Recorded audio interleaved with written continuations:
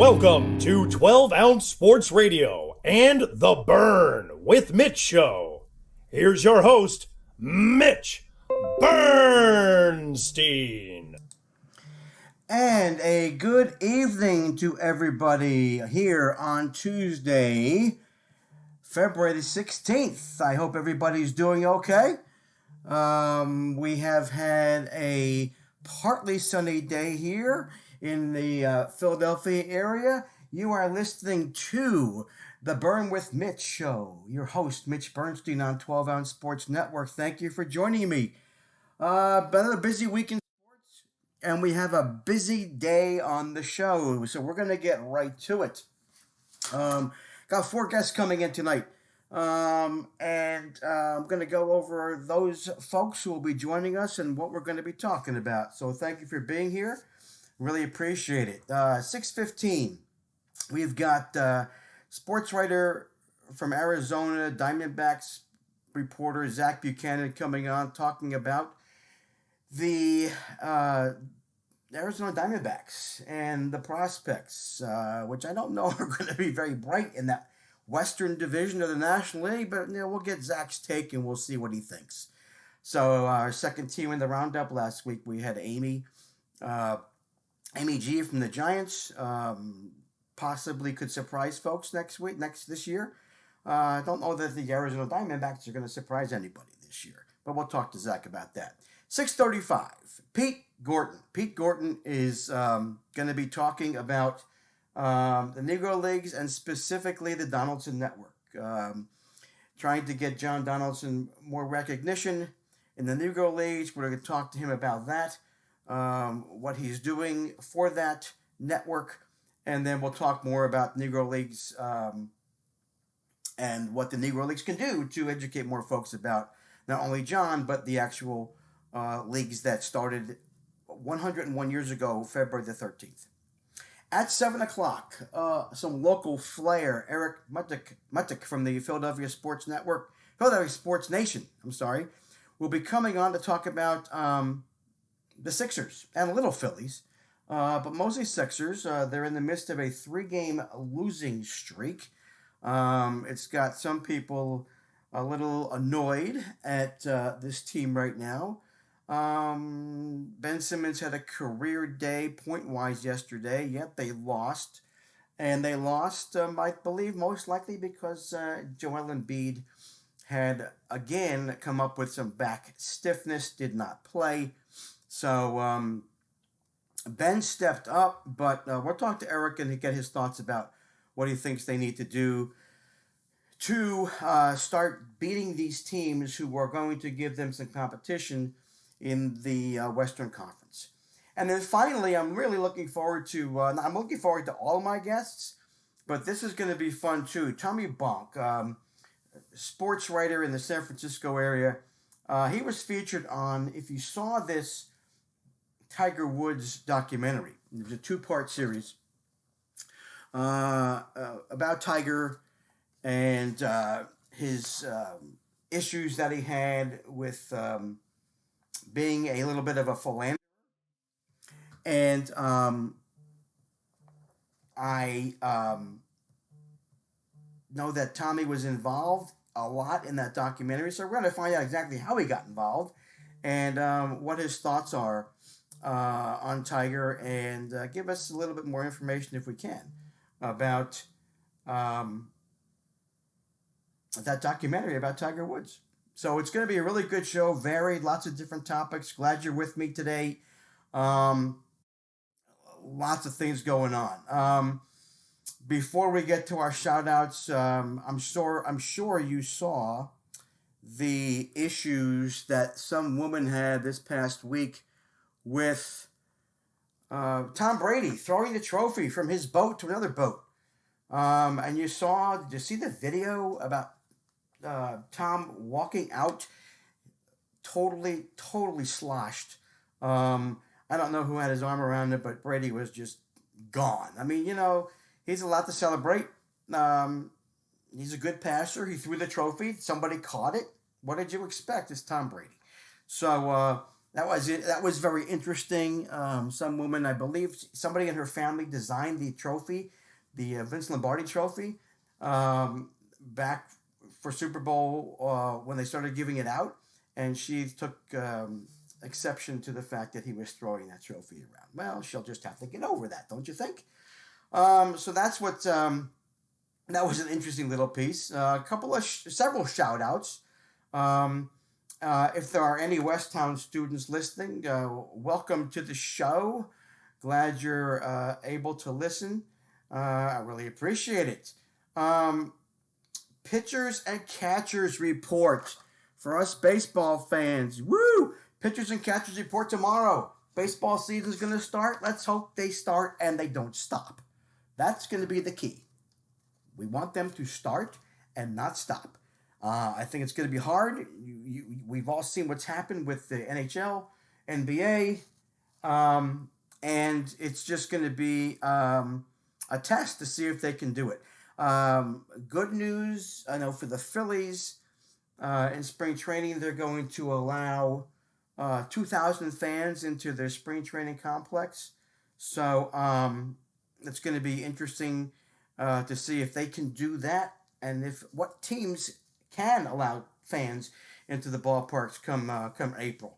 My prediction is that they are going to wait till I don't like to say it, but they may wait until after Memorial Day to wait for to see how these vaccines are going and to see if people are actually going to if the COVID cases continue to go down, which they are across the country, which is great.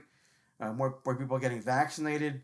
And I just don't think they're going to take the chance until after Memorial Day for letting more fans in the ballpark because of the opportunity to see what happens when people get together. Because you know that's going to happen. But we'll see. So MLB pitchers and catchers report tomorrow for most teams. Those folks in Texas, Buster, I know what you're doing down there in Texas. Man, when I was in Texas, it never got this cold. I lived in Houston for 10 years. It did get cold, but not what they're going through now. Holy mackerel. So, Buster, City of Bel Air, keep them moving. Keep everybody home if they have to be. Are you salting the roads? Has school been canceled? I know we had one day down there. We were laughing, my wife and I, because it was a little icy, and they shut everything down. I mean, it was hardly even snowing, and it was just a little bit icy with some freezing rain, and yet they were shutting people down. It was just like the apocalypse came. It was very interesting. We were laughing. We had a good laugh on that.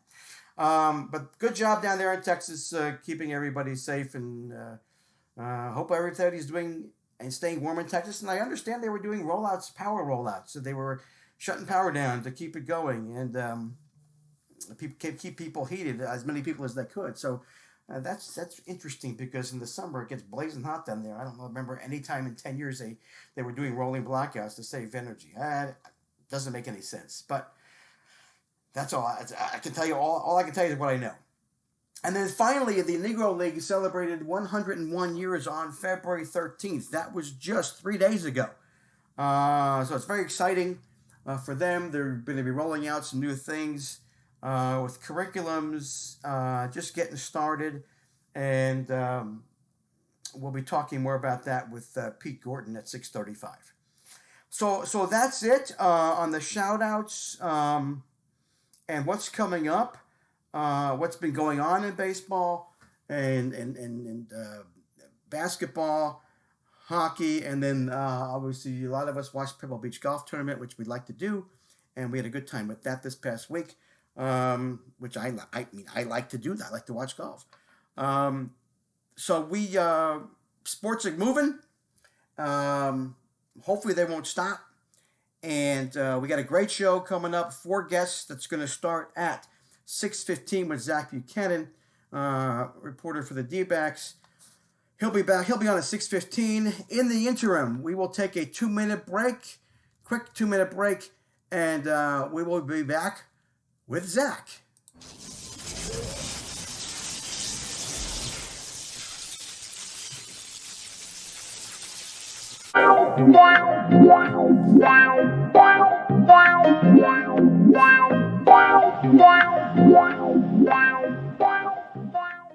Welcome to MyBookie. You're ready to create an account and start making money. And we're here to help. And remember, you can get a bonus of up to $1,000 on your first deposit. Now you're ready to bet. Just go to mybookie.ag, visit the sportsbook, click on your bet, and input the amount you want to risk or win in the bet slip. Yes, it's that easy. Just remember, at MyBookie, you play, you win, you get paid.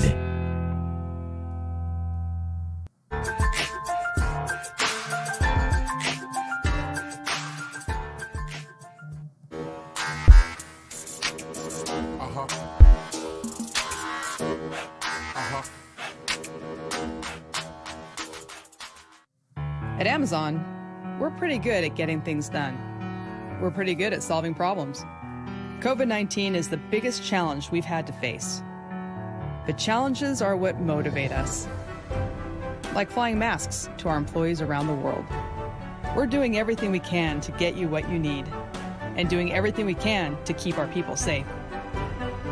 I'm former Navy pilot Sarah Rhodes, and I'm proud to lead our Amazon Air network.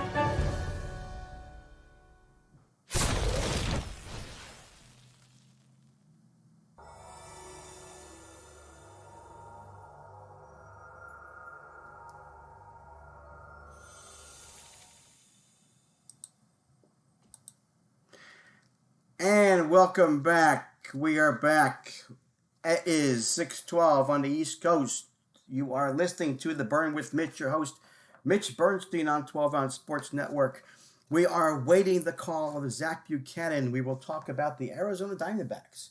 And not sure if they are going to be competitive at all this season. I was looking at their stats. Their pitching lines this last year were not very good at all. They finished pretty well below 500. They have a couple of guys in the lineup that could help them with their offense, but I just don't know. We're going to talk to Zach about his thoughts about the team as a whole. You're talking about having to deal with obviously the Dodgers, the Padres, and after talking with Amy G last week, the Giants. I mean, they could pose a little bit of a threat if they play well. They've got a decent lineup. If their pitching holds up, they could give somebody a run for second place. It's going to be interesting to see how that Western Division ends up playing out. The Dodgers are overwhelming favorites with the pitching staff that they have and the lineup, just unbelievable. And we know about the Padres and what they've got going on, because they came on last year and they got some decent players. They got an offense and they got some pitching. But I wouldn't bank on the Giants just rolling over and playing dead. So we're going to have to see what happens. But with those three teams, I just don't know how the Diamondbacks are going to be able to compete at least the level. And I believe here comes Zach right now. So we're going to find out.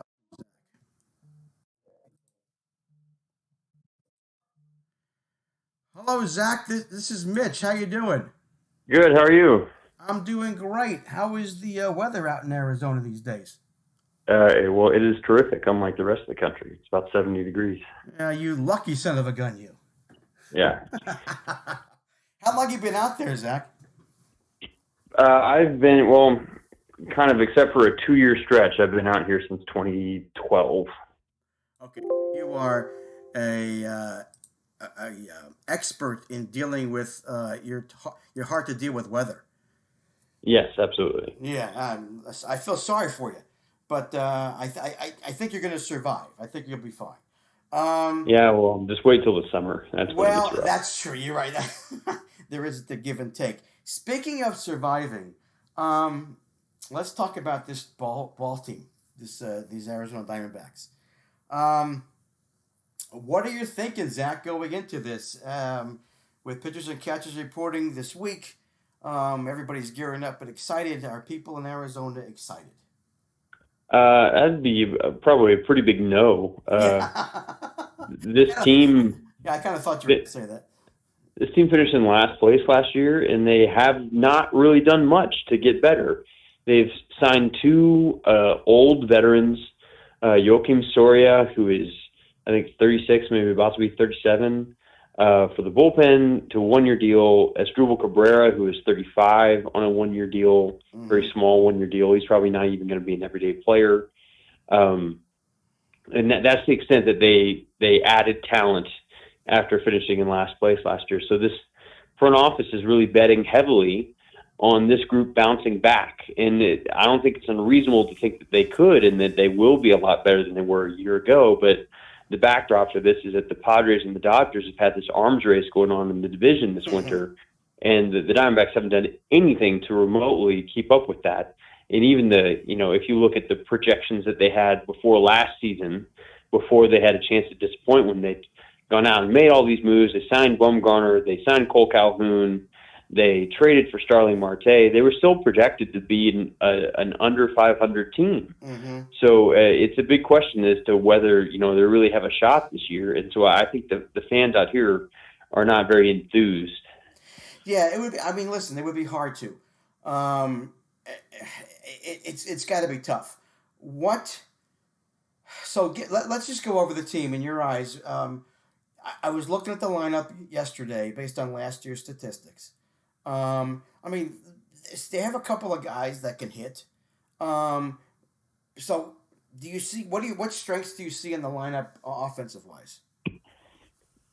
Well, I guess the strength would be is that the lineup is filled with a lot of players who are veteran hitters and who have many, many seasons of track record of being capable major league hitters, and just a lot of them did not perform very well last year. And so I think that you're leaning on that track record a fair amount, and which I don't think is unreasonable.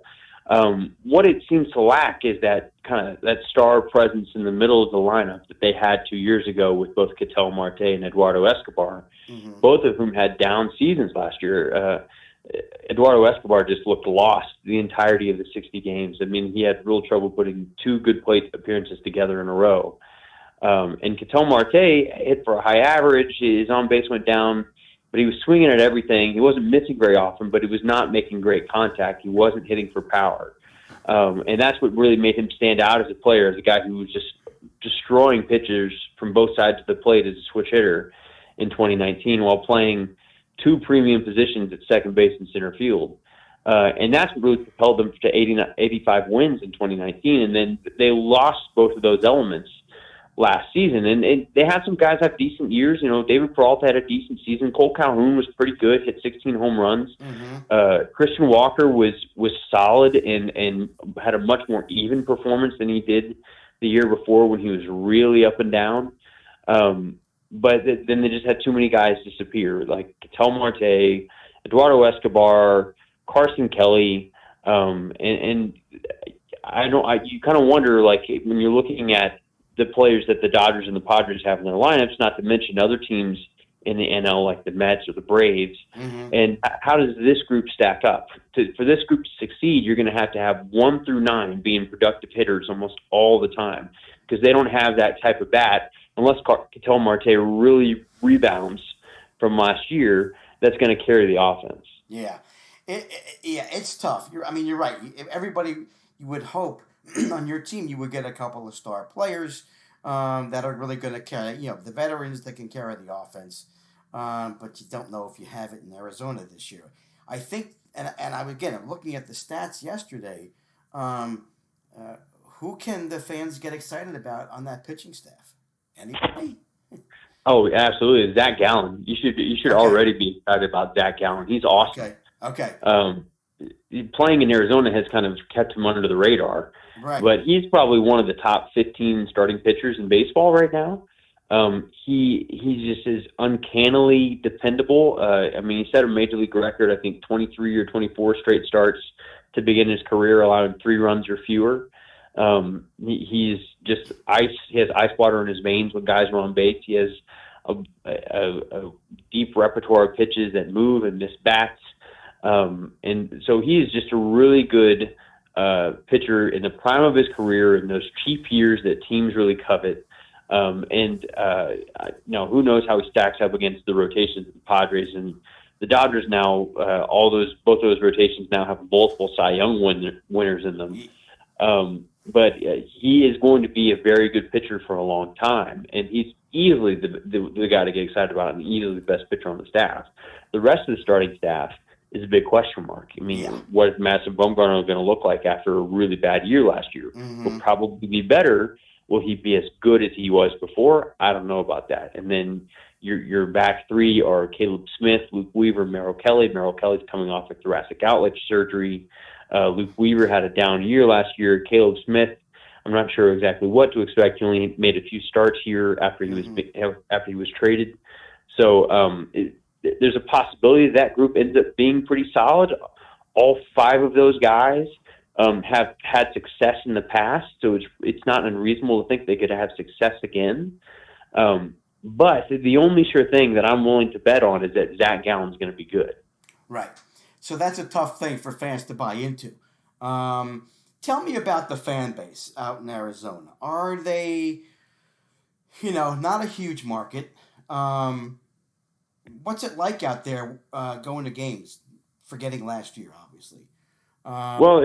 The fan base out here, it's Arizona and Phoenix in particular, it's a weird state. Everybody that lives here is from somewhere else. I'm from somewhere else. My wife is from somewhere else.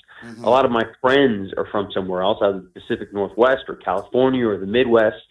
And so they come here and they bring their own allegiances. And so you couple that with the fact that the Diamondbacks are one of the two youngest teams in baseball, and they've never really had kind of a sustained run of success, like 4 or 5 years in a row making the playoffs and contending. That the fan base out here is kind of tepid. They're always maybe a half season, even a full season behind the results of the team.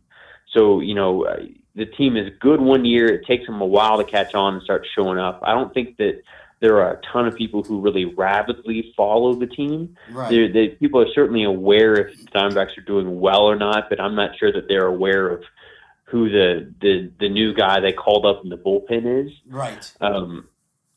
So it's different. So they have to work a little harder to get attention. Obviously, you have all four major sports here, and then you have ASU just down the road in Tempe. You have U of A about an hour away in Tucson. So there are a lot of things competing for your attention as a sports fan. And the Diamondbacks have had to work hard to keep that attention. So their park is probably too big. It seats 45,000 people. It never fills up, very rarely, maybe like on Memorial Day when they're playing the Dodgers. Right. But, I mean, they draw decently, but it's not the kind of attendance you're going to get at Dodger Stadium or even at Coors Field where, you've got this history of fans really coming out and falling in love with the team. Right.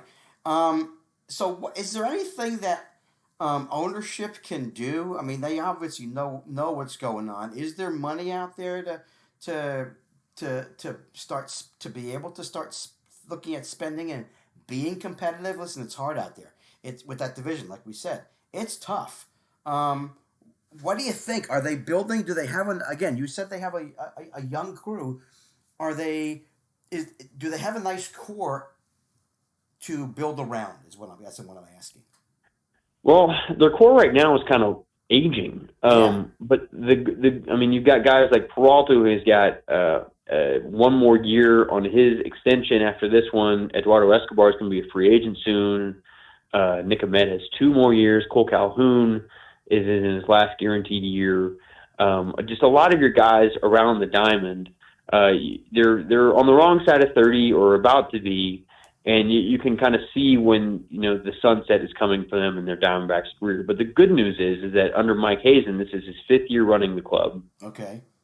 They have admirably built up the farm system while never really tearing down. He hadn't followed that tear down and rebuild from the studs playbook. And they're going to have a very good farm system, very well-regarded farm system by the end of the season. They already have a well-regarded farm system. A lot of their best prospects are at the lower minors, and they missed a crucial full season of a development last year. Right. But yeah. this is the season where if these guys start performing, you're going to start hearing about guys like Alec Thomas, Corbin Carroll, Christian Robinson, Geraldo Perdomo, all these guys who are young but very talented, and if they start putting it together and progressing through the minors, they're going to wind up in like the top 50 of the top 100, maybe the top 25 for some of them. They have a lot of good potential. They've had some really deep drafts. The last two drafts the picks in that draft have barely got a chance to play any pro ball because of the pandemic. Mm-hmm. And so I think their farm system is deep, and it also has some high level talent that just hasn't gotten to that upper minors level yet, where you start to see how they fit into the bigger picture of the team going forward. So I think when you're looking about like spending money and really making exciting moves, it's when that group is getting ready to hit the majors, and some of these veterans they already have right now are about to come off the books, is when kind of the financial picture changes a little bit, and you have some more money to throw at maybe an established star or two to build around these young guys. Yeah. I mean, listen, it sounds like what you're telling me is that, listen, fans, and listen, I'm a fan of baseball, so, I obviously don't get to watch a lot of Diamondbacks baseball here in the East Coast. But if anybody, for me, what it's been, Zach, lately, and I think a lot of folks will agree, it's just been fun watching these young guys who you don't know about on these other teams, like a Kyle Lewis, Zach Gallen that you mentioned, and they start making the headlines, and you go, wow, who's this kid? And it just gets everybody excited. The fact that you have something to look forward to in your prospect in the organization, it sounds like they're doing it the right way. They're not trying to, obviously go spend millions of dollars a la Bryce Harper here in Pennsylvania, in Philadelphia, and, try and win that championship, either immediately or in a couple of years, taking their time. If you got a good baseball man as a GM making those good decisions, it's just a little of a patience game that people have to play. And who knows, maybe, right? And I'm sure you'll be looking forward to this. Like you said, once these kids have a full year this year in the minors and start developing, is it a possibility? Listen, the way to build a team, as you probably know, is through your minor league system. And it saves you money in the long run. And then at some point you supplement with free agents, and that's when things can really take off. So it's got to be somewhat exciting for you just to be able to look forward to these guys coming up and playing. It is. The coupled with that is like what we talked about with the fan base here, that just like they don't know the last guy in the bullpen, they're not much for keeping up with the farm system and the prospect. So right. As interested as I am in these guys, my readers aren't as interested as they would be if I were maybe covering a different team in a different market. Gotcha. Which is kind of a tricky balance to walk, because I'd like to write about these guys and how they're doing, but if I do that, I need to really sell to the reader, okay, here's why this guy's important. Here's why you need to read this story. But it is fun to see these guys come along, and it was sad to not get to see any of them progress last year. I'm particularly interested in Christian Robinson, whom I've gotten to know a little bit. He's from the Bahamas. He's built like, if he were born in Georgia instead of the Bahamas, he'd be playing, wide receiver at Alabama right now. Is that right? Yeah. He's massive. He's like 6'3", 210. He might weigh a little more now, but he's just preternaturally built. He's super, super mature. I think he might not even be 20 years old yet. Wow. But he is one of the most mature, kind people I've ever had the chance to interact with. He's compared to a lot of American kids and even Latin kids. He's played far less baseball than most kids growing up in the Bahamas. Yet he has progressed at such an exciting pace. And he's just got all the physical tools you could ever ask for. And it's just a question of, will he put it together? Right. And so that's what everybody's excited to see, is will these tools come together and he will start performing against higher and higher level pitching. And if he does, look out. I mean, he's going to be one of these guys that they talk about, like Luis Robert and all these top prospect types who are just phenoms. That Yes. could be him if he starts performing. And what's his name again? Say it again. Christian Robinson. Christian Robinson. Okay, that's what I thought I had that. All right, well, look, that gives me somebody to look at and to watch going forward, because, again, I like doing that kind of stuff. It's fun. I wish you had. Yeah, for you, it's got to be tough. Is there anything real quick? I look at the Phillies and their marketing, and they're one of the worst teams in marketing, even during the pandemic and even during off season. I see the Pirates and other teams in this area in the East Coast doing a hell of a lot more Twitter marketing on Twitter, giving things away, just more interacting with their fans. I don't see that with the Phillies. I would think that the Diamondbacks do they do a good job of that, Zach? I think they do, and they're big on outreach. I mean, Phoenix is obviously a heavily Latin America, Hispanic, Latino community, and they do a very good job of marketing to both the English-speaking community and the Spanish-speaking community. They have a good reputation out here as a very fan-friendly organization. It's a relatively cheap place to come see a game, and so I don't think that their issues are that they're not doing enough outreach. It's they're dealing with some kind of structural impediments in terms of the market they're in that are beyond their control. Right. All right, well, good. Listen, Christian Robinson, I will definitely look for.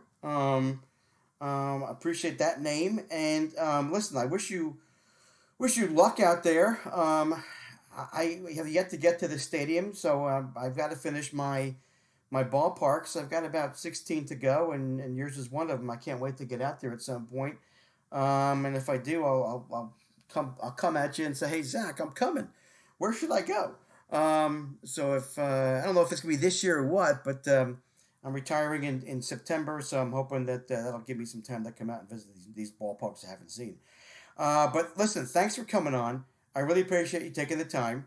Thanks for educating me a little more about the Diamondbacks, and stay warm and stay safe. How's the virus out there? Pretty okay, or what? How's the what? The virus.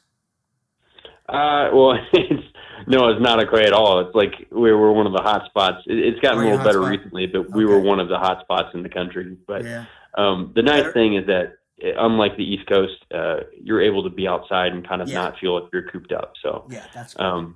But mask compliance is not the greatest out here. It's very frustrating, especially for my wife who works in a hospital. Oh, does she really? Well, good for her. Thank her for us. Listen, that's a tough job these days. We all know it. And good for her, and hopefully she continues to stay safe with you. Yeah. Well, thanks for having me on. I appreciate it. All right, Zach. No problem. Take care. Appreciate it again. Yep. Have a good one. You too. Bye-bye.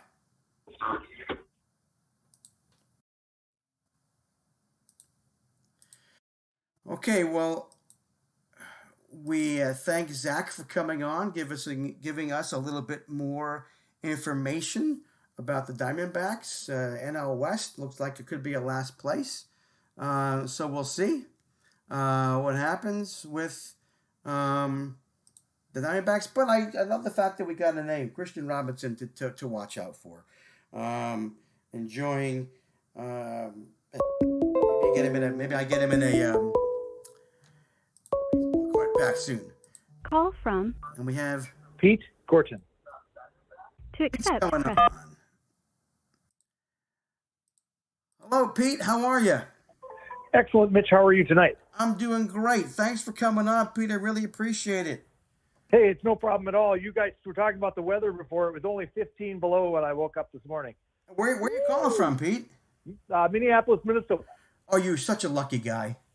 Yeah, we've been inside for 12 straight days. Oh, my God. Under zero, man. We're just dying, and it's starting to warm up. It's 10 outside right now, and everybody feels like it's the 4th of July. The proverbial heat wave. I know. Yeah, that's right. Oh, my gosh. Pete, I don't know how you guys do it out there. I don't. It's like, oh, my gosh. I will say that we don't really know either. How long have you been out there, Pete? I have lived here for 50 years. Okay, so you're lifelong. All right, so you like the cold weather, but this is a little bit too much. Yeah, it's It's that time of year that gets a little bit grinding on us. Well, and this is abnormal. I mean, this is really unique for this particular Arctic air cold front coming down to you guys. I lived in we lived in Chicago for many years, and we tell the story. One Saturday night, it was getting cold, and we remember listening to the radio, and they were telling us that it was going to get down to like 70 below wind chill. Yeah. And we're like, okay, we're not going anywhere. That's fine. Who cares? We're good. But it was probably like 25 below, to get to that wind chill. So then next morning, Sunday morning, I worked at the Jewish Community Center in Skokie, Illinois. And, I didn't get a phone call not to come in. And I'm thinking, okay, I'm going out to my 1980 Chevy Chevette. This was maybe 1982. Okay. And I'm shaking it's one of those things where you walk out and there's no way I'm getting this thing is starting. I'll be a son of a gun. I walked in the car, got in the car. I turned on the ignition and the damn thing started. Oh no! Yeah, you had to go to work that day. We do know all about that stuff, and I know. I walked into the thing. apartment. I said, you're not going to believe this. She says, what? I said, the damn car started. I got to go to work. Yeah. Oh, that's too bad. I get to work. Well, it was good for the kids that day, then, though, right? Yeah. Well, here's what happened. I get to work, right? I get in my office, put my jacket on my chair. I walk outside, getting ready to do some stuff, and I see my boss in the hallway. He goes, "Hey," I said, "Hey, what's up?" He goes, "What are you doing here?" I said, "What do you mean I'm doing here? I'm here for work." He says, "Oh, no, sorry. We're going to be closing. You can go home." Go home now. Yeah. Well, that's an exercise. And you got it done, right? And I got back home and we were able to call the facilities people to unfreeze the pipes. So that's always possible. Yeah. Yeah. All right, let's get into this, Pete. I'm glad to talk to you because, as you probably may have seen, for me, I've become so much more involved in Negro Leagues in the past year. Isn't it wonderful? Pete, it's absolutely amazing to me. Isn't it? I have learned so much, and this is the most I've learned about anything in years, about one particular aspect of life, of history. And it's easy for me because it's baseball.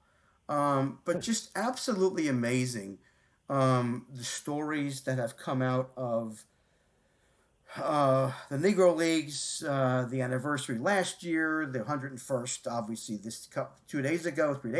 Yep. It's just amazing that these players were good, if not better, than the guys, the regular major league players back in the day.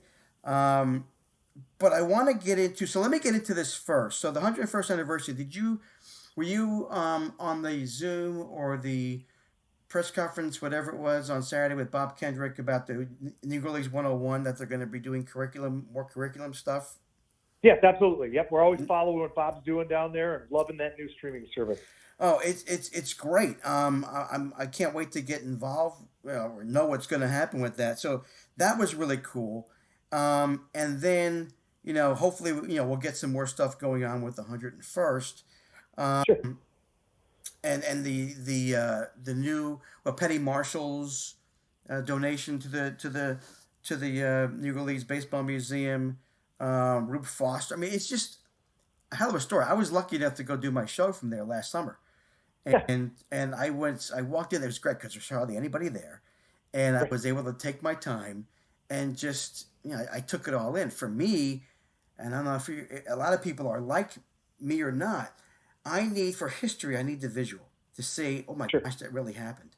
Well, to see the actual contract, the articles of whatever, the articles of the league. Corporation. Corporation. Pete, I mean, it was just so cool. And then, having followed you for so long with the Donaldson Network, and I don't really know, and shame on me, right? John Donaldson. And it's so funny because sometimes I say Josh Donaldson. No, John Donaldson. People do that, yes. All the time, right? Great pitcher. I did thank you for the YouTube snippet. I did watch that this afternoon. As good as a pitcher as Satchel Paige. Yes, that's what they said, and that's the interesting thing. And what we've been working on is we kind of knew that or heard that kind of quotes or quotes like that for many, many years, as did other historians, including Robert Peterson, who wrote "Only the Ball Was White," which is a sentinel tome in the whole genre. In 1969, he wrote that, and what a great thing that was, even before I was born. But what's important to understand is that we hear these quotes about these guys, and no one had ever put John Donaldson together. it turns out John Donaldson's on all-time Negro League list. Like we do all the time now. Who's the top 5, whoever, and whatever. Mm-hmm. He's on those lists 10 consecutive decades. Well, that's 100 years. People have been saying John Donaldson is one of the greatest players in Negro League baseball history. Why is it nobody today knows that? Yeah. So we've been working on that diligently for the last 20 years. Every day we work on this to try and bring more relevance to his story. And it's turned out that what we found is a Hall of Fame caliber baseball player that nobody had ever heard of. We did that. That's something that we're working on. He has opportunities in that direction. Mm-hmm. We've been able to fill in his career. Just the other day, we found his 704th pitching appearance. These things are still changing all the time. We have currently 418 wins for him. Wow. We have 5,116 strikeouts. Is right. There's 167 games that we have of his that they didn't publish a strikeout total. Really? So, if you man. want to put the 5,116 and then add any kind of average you want to, I mean, he had, and I always say it this way, if it was possible to put all baseball pitchers in a crowd together and say, stand up if you have 5,000 strikeouts, he and maybe 2 other people have that, and that's quite a distinguished group. And so I think it's really important to understand that John Donaldson's legacy is being restored every day by a group of people called the Donaldson Network, that is trying to really explain to people how he got on all these lists. He's listed in the 1952 Pittsburgh Courier poll as one of the 5 best pitchers in the history of the Negro Leagues. All 4 other pitchers on the list are in the Hall of Fame. Right. John Donaldson's not. And I don't know that that's going to happen for him. It's possible it will. But I'm telling you that we found somebody that they thought was impossible to find, and we've been able to put together his legacy back together. And, what we're trying to do in this day and age, and particularly with the events of the last year, when you know better, we got to do better. And we got to do better by John Donaldson's legacy, because he was a great player, a great black baseball player. He was a great ball player, period. It didn't matter if he was playing where he was playing. He was excluded from a major league career because of his skin color. And we got to do better now and not double discount his career because he was in the quote-unquote Negro Leagues. It's important that he gets remembered as being a great ball player and not just a Negro Leagues baseball player. Right. So why Pete, here's the question. With all of those statistics, all those phenomenal numbers, and we know of all the others, the Josh Gibsons, the Satchels, the Larry Dobies, the Buck O'Neills, why has he been left out? Do you know? I mean, we know for 20 years you've been working on it, but what the heck? Why do you think? Do you know? Thoughts? Well, it's our segregated past, Mitch. I mean, they did a really good job of burying these guys, and they did an extraordinary job of burying John Donaldson. Look, John Donaldson was playing in Chicago, a major league city. And every time he'd play in a major league city, they'd ask in the newspaper why he wasn't playing for the Major League Baseball club. Major League Baseball wanted players like John Donaldson, who they knew, ball players know, they knew he was good enough to play, but they said, you better go away from here and get about as far away from here as you possibly can so we don't have to have this problem with you. And so John Donaldson was forced to play in 739 different cities in the United States of America. 739, Mitch, we found him in. He's gone. That's called being cast away. Yeah. He's been pushed away, and we're still reeling in more and more cities that he plays in every single day. but he was all over the United States because they feared him. They feared his abilities. They feared that he was going to come and take white jobs, and for many other reasons. But I think it's important to understand that that didn't change his physical ability. Right. His physical ability as a ball player is known, and we do know he would have been a great player. Left-handed pitcher, 6 feet tall, 180 pounds. We have film footage of him throwing the baseball. It's really important information to have, because you look at the Hall of Famers who are pitchers in the Baseball Hall of Fame and Negro League players. Very few, if any, other than Satchel Paige, can you actually see him. It's important to know that someone in rural Minnesota thought that he was important enough to film with a film camera in 1925. So we can see his physical ability. And I've shown the film footage to Major League scouts, and Major League scouts, not having any idea who it was or what it was, critiqued his ability. And they said some interesting things. And some of those things were, he had no pressure on his elbow, so he probably had a long career. And he did 33 seasons he played baseball. That's great. Right? And he generated power, his power fastball from his legs. And, because Major League scouts can look at how Mitch stands there and can tell you what it is that makes Mitch throw the ball so fast. Right. And what he should do better, how he cocks his arm, bends his leg, back leg, how it works, right? The physical action. And they look at the film footage of John Donaldson, and what it bears out is exactly what the Donaldson Network has been able to uncover, which is one of the greatest baseball players of all time. Let me ask you a question, Pete. So Major League Baseball is beginning to, obviously we know they said, we're going to recognize statistics up through a certain point. Sure. Which is great for any family members who are around, right, that can just kind of appreciate and be thankful for the recognition. Are there any family members around in the Donaldsons? Do you know? Yes, John Donaldson. He had no children, but his brothers and sisters-in-law and brothers-in-law had children. So yes, there's a full family of John Donaldson's relatives that live and are around today. But one of the most important parts about the statistics is, we really go fast. Your previous guest, I got the honor to listen to him.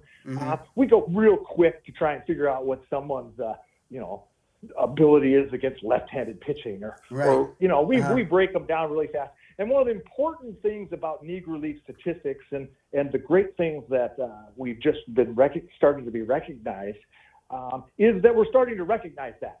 Yes. If you talked to me 5 years ago, Major League Baseball would go, Negro Leagues who? I mean, nice.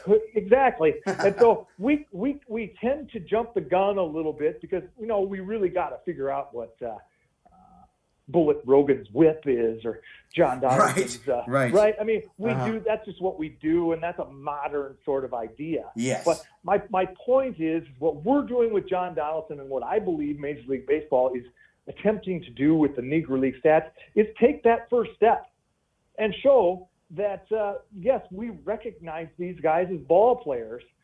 We recognize these guys as being excluded in their time, and what that means, do we need to be able to, sort of dice it all down to some advanced sabermetric stat? I don't believe that's necessary. No, I don't either, right? The important part and what you need to think about is that they are actually talking about these guys now.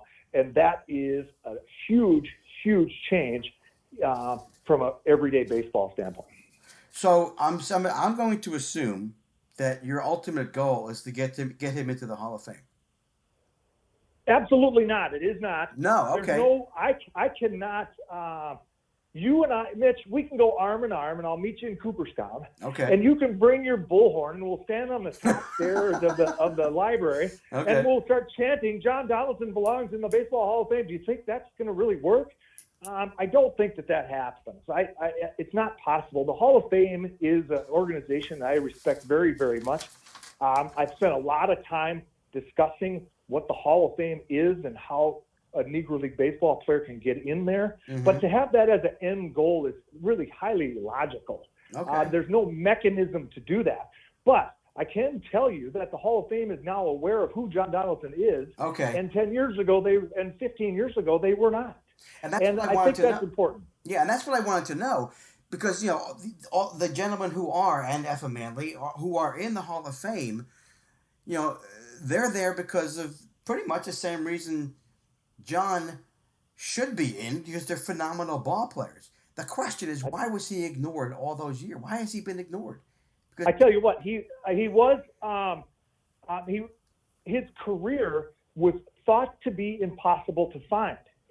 There were many people in 1971. We just came up with the anniversary of Satchel Paige, his announcement to be inducted into the Baseball Hall of Fame in 1971.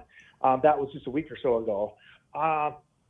There were many people who thought the next person inducted after Satchel Paige should be John Donaldson. Okay. We know this. Okay. But they said, that's going to be really hard because John Donaldson's career is spread over hundreds of different places, and he played all over the place, and it's going to take a real effort to get that done. And that's in 1971. Right. Well, it's 2021, It's and 50 we have years ago, figured yes. it out. And we have since done that. So we've taken what has been was considered impossible and really put and show the possibility is there. Mm-hmm. And we were able to find him. So it is there. And plus, there were a lot of other candidates. There was a lot of other opportunities for people who were alive. Right. John Donaldson tragically died of a stroke in 1970. Before all this happened, even before when Robert Peterson's book comes out, the other ball players that are kind of household names now, the Cool Papa Bells and the Josh Gibsons and the people who they had the opportunity of having people continue to talk about them. John Donaldson wasn't about talking about himself, and he wasn't around to do so. His legacy suffers because of that. Yeah. But I think it's important that people understand that those days are over, and those days are in the past. We know now, and somebody better deal and reckon with what John Donaldson's legacy is, and we know what that is, and we're doing that. Yeah, I'm glad you mentioned that because in that short snippet YouTube video I watched, it did mention that he was a very low-key guy. He was a nice guy. And so I'm wondering, like you just said, and you kind of put two and two together, is that one of the reasons why he didn't boast? He wasn't boastful. Well, I think it's important. I think it's important to talk about.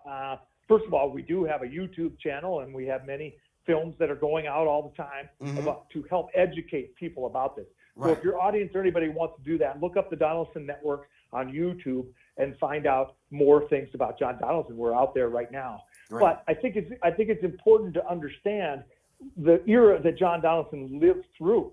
A boastful black man at that time was not would not be received. good. Yeah. And John Donaldson was having to interact and be in communities that didn't look like him. There was a whole other set of rules John Donaldson had, as opposed to a Satchel Paige in the 1930s and 40s, who used the John Donaldson model to make fame for himself. It's a fact. We don't know who Satchel Paige is today unless Satchel Paige learns his tricks from John Donaldson. It's a fact. Interesting. John Donaldson was doing the things Satchel Paige did 2 decades before the great Satchel was around.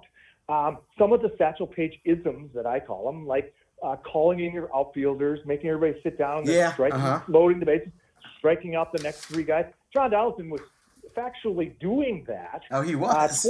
20, 30 years before, but everybody seems to accredit that to Satchel Paige. And so it's an interesting sort of thing. We get this, he was not in the business of being a boastful person. He came from an era in our shared past that was very difficult for an African American person to thrive in. Jim Crow, the subjugation of a race of people is something that's well documented. John Donaldson was traveling around through this and in this, and not. So I like to say that, you know, John Donaldson may have visited and played baseball in 739 different towns that we know of so far. It's just amazing. He may have done that, but John Donaldson was surviving in 739 towns because there was a time in this country where it was possible he wasn't going to show up the next day, and nobody knew what happened to him. That was a real problem, and that is something that we know has happened, and it's some part of our history that we must deal with. But that was what John Donaldson was seeing. So, look, if John Donaldson's walking around today, we surely would know who he was. Tall, left-handed pitcher, dominant fastball, throwing a slider when nobody was doing that. Right, really? Okay. It's an important thing to understand what John Donaldson's physical ability was like, something no one had ever seen before. You look at this film footage, and another thing the film footage does for us is you look at film footage of his contemporaries, Christy Mathewson, Chief Bender, Walter Johnson, and see how they throw the baseball on film. It is not the same way John Donaldson throws the baseball. He was throwing it much more like Bob Gibson was in the 50s and 60s, a real strong back leg and throwing the ball in a slinging fashion that was unseen in the 19-teens. And one of the reasons John Donaldson was so popular at that time is because nobody had ever seen anything like that before. Right. And it happened to be this black guy who would come to our towns, and we would pay to see him by the thousands. And it's important that people understand, if we're going to have, and not only with the major league reckoning of the statistics, but if we're going to have a well-balanced and understood and educated public as to the game's history, John Donaldson is chapter one and should be. Yeah. Well, Pete, listen, this has been amazing information. I love your energy around this. Glad to have you as a partner. Folks listening, if you there's a Facebook page, Donaldson Network. Check out, like Pete just said, go on to YouTube and search the Donaldson Network, and there's some real good video of him, and we get more of an appreciation for all of these guys who did what they did so well and had to go through all the crap they had to go through. It's just amazing. Right. Mitch, our ancestors thought it was our right to forget him. Yeah. We can choose not to. And that's what we're in active engaging in, is giving John Donaldson what he deserved all along. We can sit idly by and say, that's not my problem, as our forefathers have done. But that is a part of the change that we are feeling in this country and in this world. And it is important that we do not segregate him again. Right. It's important that we know better, and we must do better. Absolutely. All right, Pete, listen, thank you very much. Again, I appreciate it. Great information, just terrific. Continue to search out more information on John Donaldson, and we thank you. It's always a pleasure, Mitch. We will let you know if we come up with anything more that is revelatory, and love talking to your audience. Appreciate it. Terrific. Thanks. Appreciate it very much, my friend. Have stay warm, would you please? Stay inside. We're going to keep trying. Okay. All right, Pete. All right. Take care now. Thanks. Bye.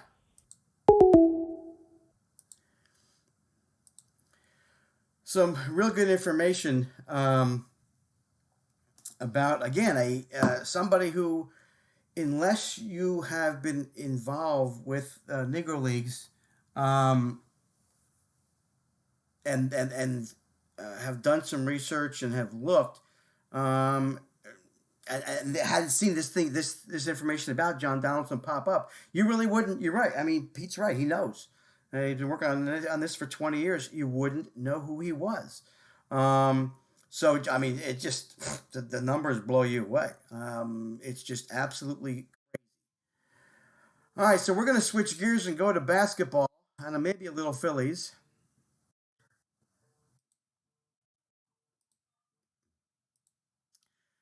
Eric, welcome to the show. This is Mitch. How are you? I'm good. How are you, Mitch? I'm terrific. We have Eric Mudick coming here with us talking. We're going to talk mainly basketball, and Eric, we might throw in a little bit of Phillies, if that's okay with you. Absolutely. All right, that's what I love to hear. All right, so Eric, we have a three-game losing streak out west. Give me your thoughts on how this team has played. Yeah, three rough games against the Trailblazers and the Suns and last night. I'm not feeling too bad about them after these three losses. Trailblazers they were hot from the three pretty much all night, Mm-hmm. and they didn't give us much of a chance. And of course last night without Embiid, I thought they played really well without Embiid. Thanks to Ben Simmons. Right. Ben Simmons had a career day. Um, I guess the question a lot of people are talking about today is the bench. I looked at the score sheet after the game, the box score. It was two guys who mainly showed up to score points. Um, Yeah. Obviously, yes, Embiid not in there. Um, but here's my other observation, and you tell me if you agree. Um, Lots of teams are scoring lots of points against this team. Yeah. A lot of points. I mean, how big a concern is that? And it's been going on pretty much, for the middle of the season, which we're in right now, pretty much. I think the last maybe 10 games, I've seen teams score way over 100 sometimes. So, Yeah. what are your thoughts on that? Yeah, I mean, with the NBA today, you pretty much see 100 points plus in every game now, just with pace and just the level of shooting. But yeah, I think it also the bench plays a role in that. The bench defense hasn't been really good at all without Simmons and Embiid on the floor, which I think that also plays a role in the defense whenever if Embiid and Simmons aren't on the floor, either one of them are on the floor at once, the defense is going to fall apart. Okay, yeah. Dwight Howard really, I mean, he's a threat at the rim, but he's nothing compared to Embiid. And Simmons is at least a top three perimeter defender in the league. Right. So I think with those two, I think our defense will be fine. I think Doc is trying to load manage Ben a little bit through the regular season, not trying to put him on the top offensive weapon on each team like he did pretty much every game last year. Mm-hmm. So I think it's a part of just trying to load manage both Simmons and Embiid throughout the season. But yeah, like against the Suns, Devin Booker had 36 points, I think it was, and he only got 12 points on Ben Simmons on Right. 33% shooting. Right. Like Ben did a Yes. fantastic job on Devin Booker against the Suns the other night. So I think our defense will get better throughout the season. And didn't Doc switch him out then? And he took, Yeah. and that's when Booker went off. Yep, I believe he put Danny Green on him, and then Yes. All hell broke loose. yeah, absolutely. So let me go back to the numbers of points. And listen, you're right. Have I been paying attention as closely as I should be? No. So yesterday, excuse me, I need to take a little drink here. I'm looking at, that was just water. Let me see. Chicago 120, they won. Washington 131 to 119. Knicks beat Atlanta 123 to 112. You're right. 134 to 123 Jazz. Golden State 129. Clippers 125 over Miami 118. The Nets beat Sacramento 136 125. So there's a lot of points being scored. There's not a lot of defense. I'm going back to Sunday's games and looking. Everybody scored over 100 points that won a game on Sunday. So you're right. I guess there has been is it let me ask you this, because I have told people in this last several weeks, I'm not a huge, used to be a basketball guy back in the 70s, a long time ago. Hmm. Not so much. And has the game really, really changed to where there's so many more, much better offensive players than there ever has been. And this is why the scores are topping out over 100 every game. Yeah, I think I wouldn't say that these are the best scorers in the NBA. I think it just pace plays a role in it, analytics plays a role in it. The more shots you take in a game, the more points you're going to score. Okay. So so I think pace is a lot of it, and just the reliance on a 3-point shot. Right. More towards now. I think that's why scores are so much higher today than in the past. So let's go on to the 3-point shooting. So what do the Sixers need to do to get better with that? Because they're doing a great job shooting the three percentage wise. They're just not shooting enough of them. That's the problem. I think they're top 10 in 3-point shooting percentage, but not they're bottom 10 in attempts. So I think with Embiid and Simmons and Tobias really playing around the rim and in the mid-range, you're going to get more of those shots and less 3-pointers.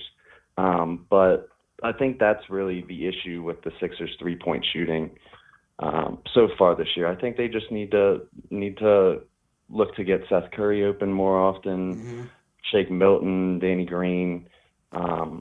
I think that's really the issue with them right now. Yeah, I'm looking at the box score from last night. What is the average in terms of the NBA in terms of percentage of 3-point shots? Team percentage is around 35%, I believe. Okay, so they're right there. They're right there. But if they shoot more, they'll score more points, like you said. I mean, they shot 50% from the floor. They made 87% of their free throws, which is really good. It's just a matter of figuring out a way. So does Doc need to figure out a way? I'm hearing from you. You got to figure out a way to get more shots off. Are they built for that? Can that happen? Yeah, I think, everything starts with Embiid in the post. Right. I mean, you want the ball in his hands as much as possible. And then it's just a matter of how teams are double teaming him, who's open off of those kicks.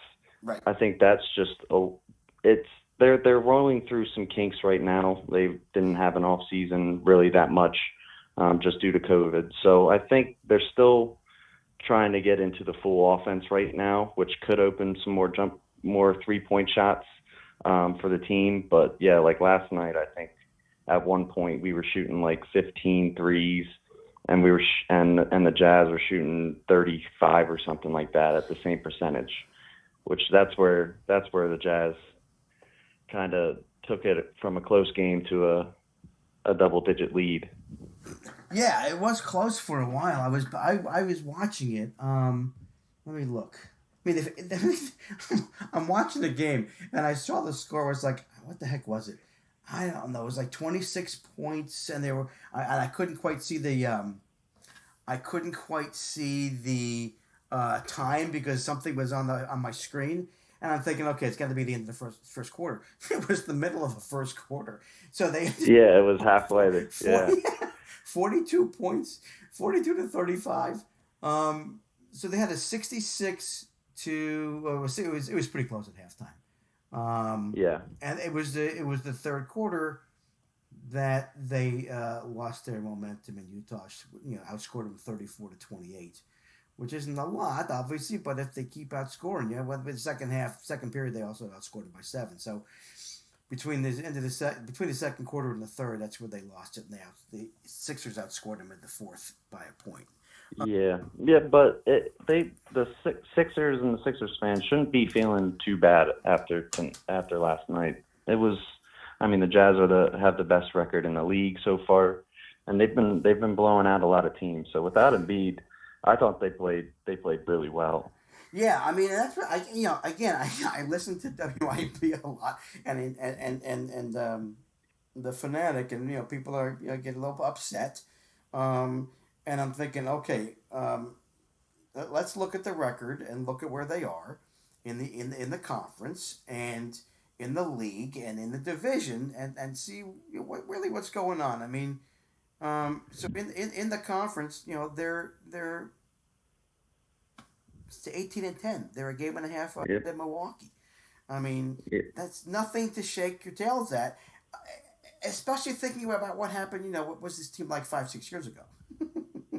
Yeah, Right. absolutely. Yeah. You have to be happy. Your team's in first place for crying out loud. Oh my Oh yeah. gosh. You know? Oh yeah. You gotta be feeling positive about them this year, and with Doc as the coach and Daryl Morey in the front office, you never know what this Yes. team is gonna do. Yeah. So speaking of Daryl Morey, good segue. Good segue, Eric. Yep. People are thinking about already the trade deadline in March, right? Um, Mhm. what do you think they need to do to Yeah. strengthen themselves for the playoffs? Yeah. I for right now, I don't think they should touch the starting lineup. With how well when all of them are playing, how well they play together. Mm-hmm. I don't think you wanna make any drastic move, any big blockbuster deal Right. right now. But I think they really need to look at the backup point guard position and the backup power forward position. Um, I love Shake Milton. I think Tyrese Maxey is going to be a great player Mm-hmm. someday. But I don't think they can run an NBA offense quite yet. I think they're more two guards, more shooting guards. Mm-hmm. So I think they should look for a veteran point guard that can handle the ball when Simmons is out of the game, and another stretch four, somebody that can shoot threes. Right. That's really what I'm looking for when the deadline starts to creep up.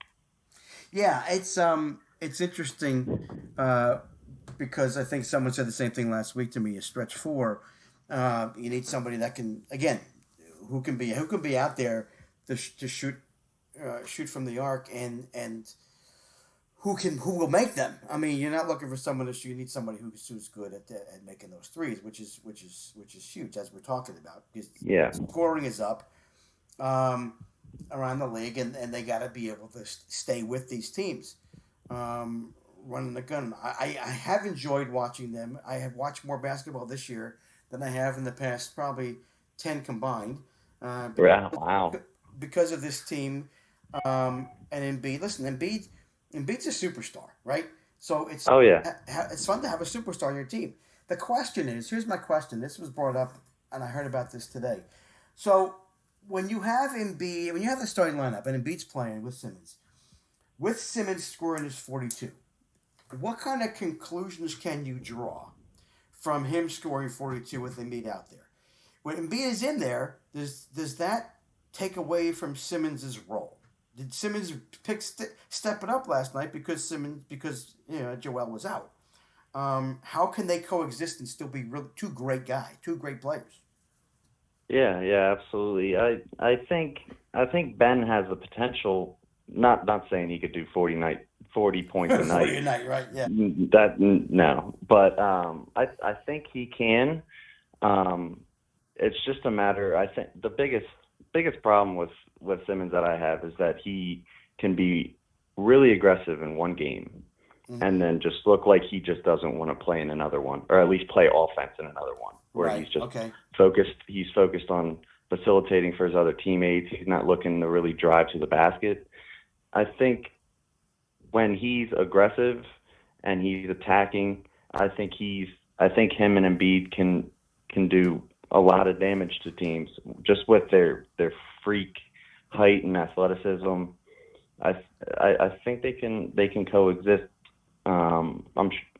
Simmons isn't going to get 40 points with Embiid on the floor. He's just not going to have the ball in his hands enough Right. driving to the basket when you're focusing on getting Embiid the ball as much as possible. Right. But yeah, I could see them putting up a good amount of points together. Yeah, we all know that Ben isn't going to shoot the outside shot. So that means, again, with Joel on the floor with him, he's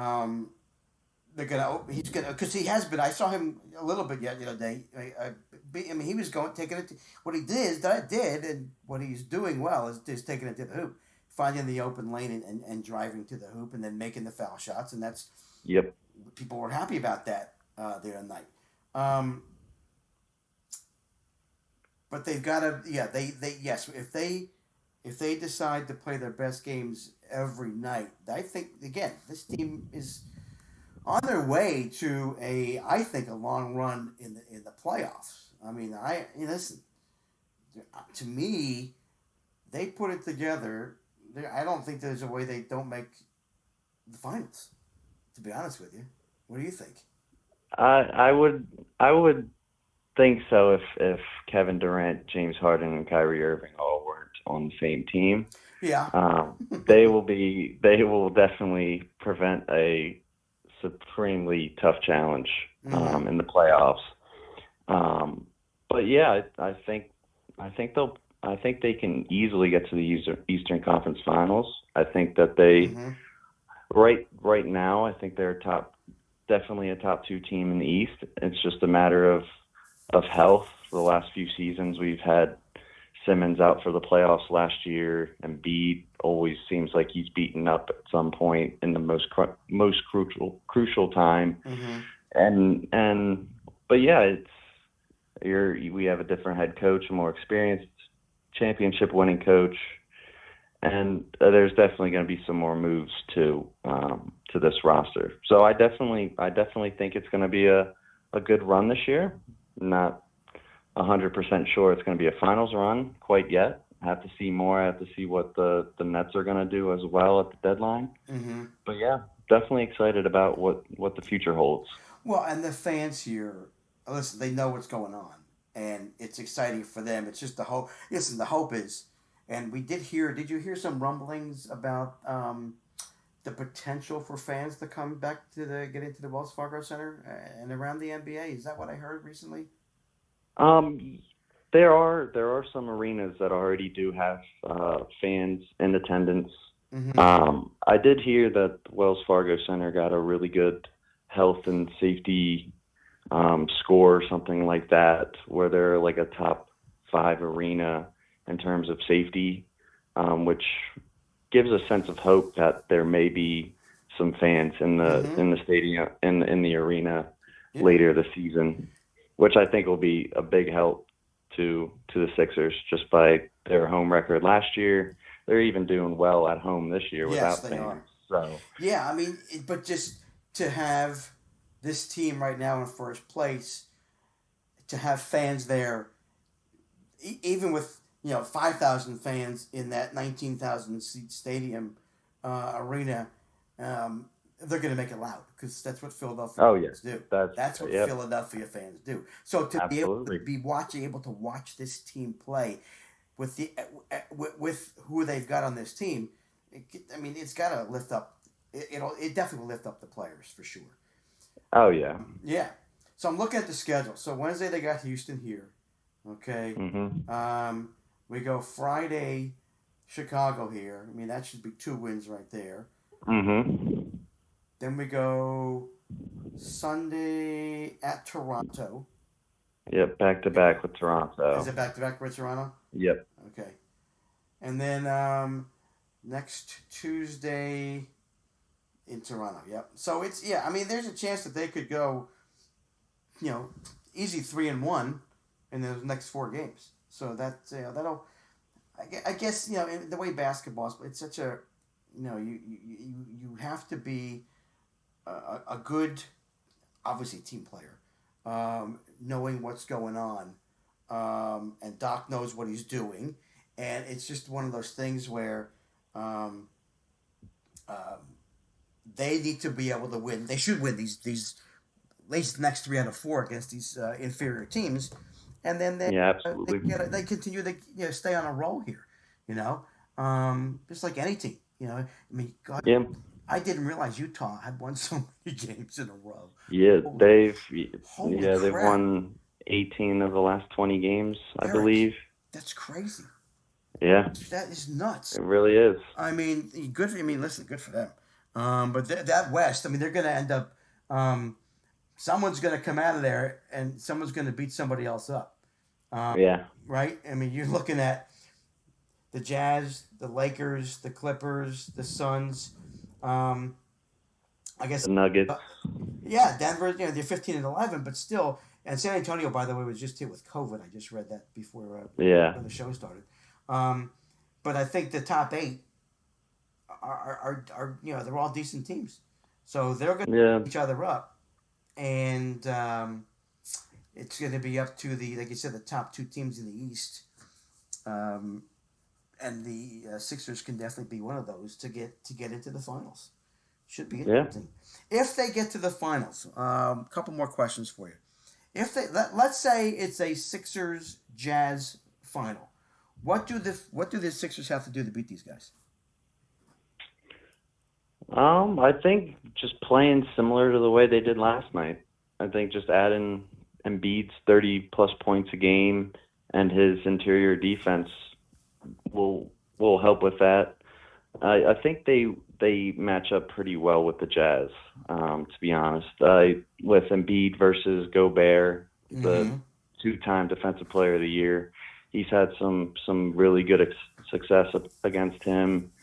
And then the defense, I believe, will be better come playoff time when Embiid and Simmons are playing close to 40 minutes every game, because right now they're only playing 32 and 33 minutes, I believe, a game. So I think I would honestly feel pretty good about our chances if it was Sixers Jazz. Still not sure about the Jazz though. Yeah, Both LA teams out there. yeah, you got. I mean, there's time, obviously, but it's. I mean, for fans, it's just fun to look at and say, Oh yeah, we're going to be up there. I mean, we lost these games. That's fine. Like, we get that, but listen, they're going to be competitive, and they're just going to get better. And you have to have confidence in Doc Rivers that he's going to, he'll put a game plan together to be as competitive as possible. I think the players are going to. I think they buy into him for sure, and they trust him, right? And they're gonna follow the game plan, and it could be a victory. You never know. You just never know, Eric, right? Yeah, absolutely. And I feel this team seems a lot closer and more friendly with each other than past few years. Okay, and that's I think that was one of the main problems with them. You always had reports that Embiid and Simmons didn't like each other, right, and this and that, and it seems like Embiid and Simmons have been getting along great so far this year. Yeah, and you have to credit that to Doc. I mean, you really do. He's the leader. He's the coach. So on all aspects, he's doing a hell of a job. Yeah, he knows how to deal with big egos and all that from all of his time coaching in the league. Yeah, absolutely. Eric, where can people find you? Where can they find me? Yes. They can find me on Twitter at _music, MUTTIK. I also work for Sixers Nation as a blogger, and I post every Thursday. Pretty much right there. All right, good. Well, listen, glad we found you guys. I really appreciate it. Thanks for the insight and the detailed information. It's really helpful for me, especially who, again, I'm not a huge basketball guy, but I have found myself following this team because it's Philadelphia and I live here, so it's one of those I should be doing, right? Yeah, they're exciting. They really are. It is a fun team to watch. All right, my friend. Thank you very much. Appreciate it. Get ready for the snow on Thursday. Oh yeah. Are you guys gonna get hit? Where are you in Philly? In our area here? I'm actually in State College. I'm a you're in senior State at College. Penn State. Yep. Oh, you are. Okay. All right. Well, good for you. What's your major? I'm a journalism major. Should have thought that from the beginning. Well, listen, you guys are going to get snow too on Thursday, aren't you? Oh yeah, Yeah, we get you're snow going to get almost hammered. every day here. So. Yeah. Oh, but you can handle it. You're good. Oh yeah. It's good. Listen, hey, thank you. Appreciate it very much. Stay safe, stay warm, and we'll talk to you guys soon. Yeah. Thanks for having me on. All right, Mitch. you're welcome, Eric. Appreciate it. Yep. Bye. All right, that was Eric Mutic, and talking about Sixers. Okay, in about 2 or 3 or 4 minutes, we have a very interesting guest coming on, Tommy Bonk, and you can find him at ThomasBonk,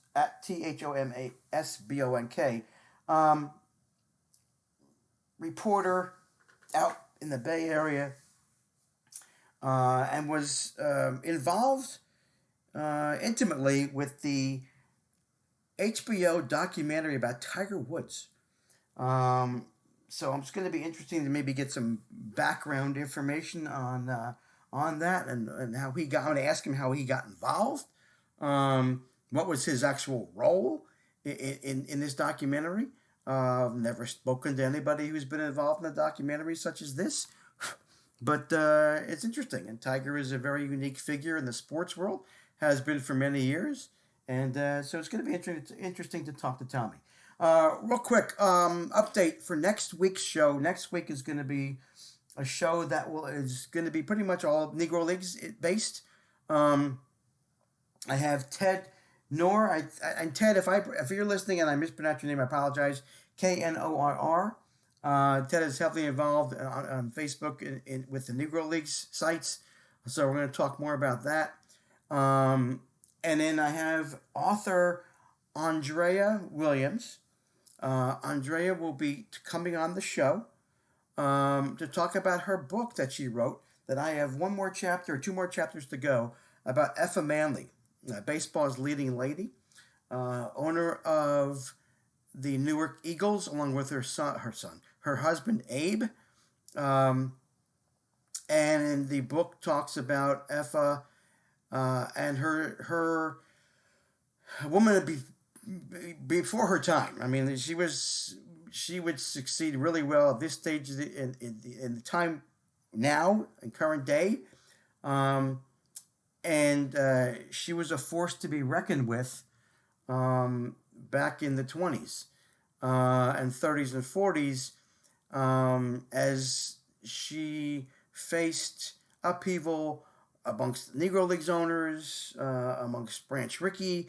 Branch Rickey, lots of times gets a pass for being the one to sign Jackie Robinson, but he really wasn't very helpful in other areas of the Negro League. So we're going to talk to Andrea about that next week in her book and how cool it was. And she did a ton of research about the book, so to get the book done. So very, very look forward to talking to her. Andrea will also be at an assembly at Westtown School next Monday for our Black History Month assembly. And I'm looking forward to having her share some of her stories about Effa and the Negro Leagues at that time too. So very cool guests coming on. That's February 23rd. That's next week. And the following week, folks, it's March the 3rd. It's March the 2nd. It's March. That means it's going to get warmer soon, and it's definitely baseball season. And I have a couple of authors coming on March 2nd. Hopefully David Jordan on March 2nd. If not, he'll come on March 16th. Haven't heard yet. He's got a book coming out about Dave Parker, the Cobra. And then Tom Gilbert, the author, coming on, and he's going to talk about his book, How Baseball Happened. And we're hoping to get a reporter from the Rockies to continue our MLB roundup. And we'll talk about the NL West and the Colorado Rockies. So that's what's coming up in the future on The Burn with Mitch. Captain Lou is not coming up tonight. He's switching around his days of his show to Wednesdays. I'll give you an update about what he's doing after he finished up with Tommy. He's doing a wrestling show. He's focusing on wrestling. And I'm not talking about high school wrestling. I'm talking about WWE and a bunch of those guys who look like toads because they're big and they're wide. But we'll get to that later. And I believe Tommy is calling in right now.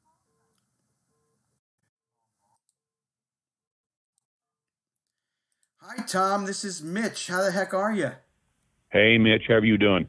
I'm doing great. Hey, thanks for calling. I really appreciate it. No problem. I'm happy to be on the air with you. Oh, it's awesome. Listen, we watched my wife and I watched the interview with the documentary. I saw you. I said I got to see if I can get him on. So thank you for responding to me. Because Tiger, such a unique figure. Oh my gosh, we were so enraptured with him when he came on the scene, and just a phenomenal figure. And then, boom, what happened here? And then he's done a lot to redeem himself, so to speak. But I wanted to find out from you, how did you get involved with the documentary, Tom?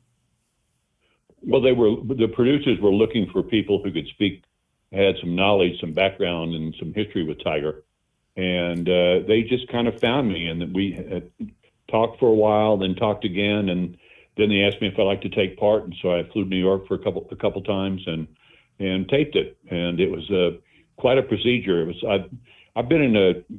I was in a 30 for 30 before with ESPN, and so I kind of know the ropes a little bit. Mm-hmm. But there's a lot to it. These guys are really, really pros.